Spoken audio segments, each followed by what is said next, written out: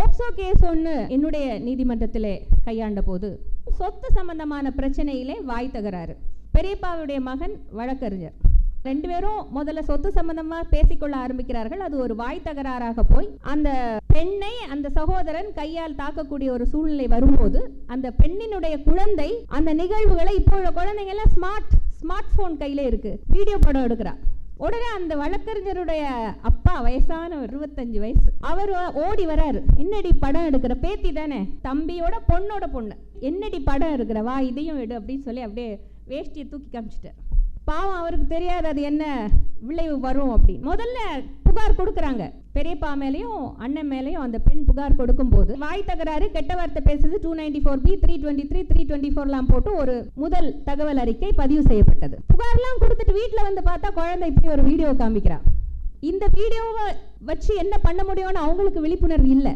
என்கிட்ட fail application வரும்போது ரத்த காயம் இல்லை, அடிதடி தகராறு, ஆன்டிசிபேட்டரி பெயில் கொடுத்துட்டேன். அப்புறமா எனக்கிட்ட வராங்க, இன்டர்வியூ பெட்டிஷன் போட்டு வரும்போது போக்சோ அதில் வருது.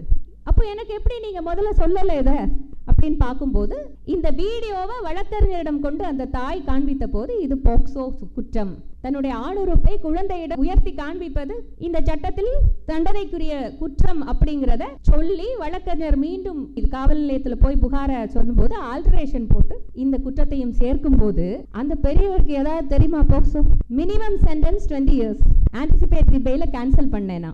ஏன்னா ignorance of law is no excuse. அதான் எனக்கு இந்த சட்டம் இப்படி இருக்குன்னு தெரியாது, தெரிஞ்சிருந்தா நான் இந்த மாதிரி பண்ணியிருக்க மாட்டேன் அந்த பெரியவர் சொல்ல முடியுமா?